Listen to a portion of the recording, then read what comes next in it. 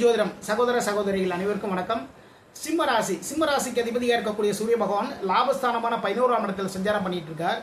இந்த மாதத்தில் சிம்மராசிக்காரர்களுக்கு மிகப்பெரிய லாபங்கள், மிகப்பெரிய நன்மைகள் எல்லாமே சேரும். எதனால அப்படின்னா, ராசி அதிபதி லாபஸ்தானமான 11ஆம் இடத்தில் சஞ்சாரம் பண்ணிட்டு இருக்கார்.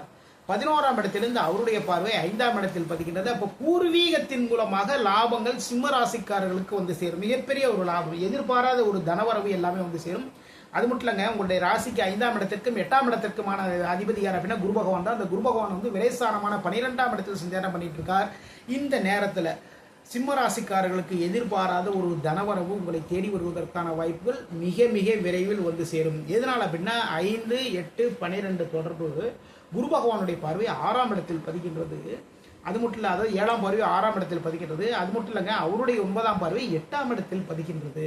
அப்போ 12, 6, 8 தொடர்பு வந்துடுறதுனால எதிர்பாராத மிகப்பெரிய ஒரு தனவரவு, பணவரவு, எதிர்பாராத ஒரு அதிர்ஷ்டம் சிம்ம ராசிக்காரர்களை தேடி வரக்கூடிய மாதமாக இந்த மாதம் அமைகின்றது.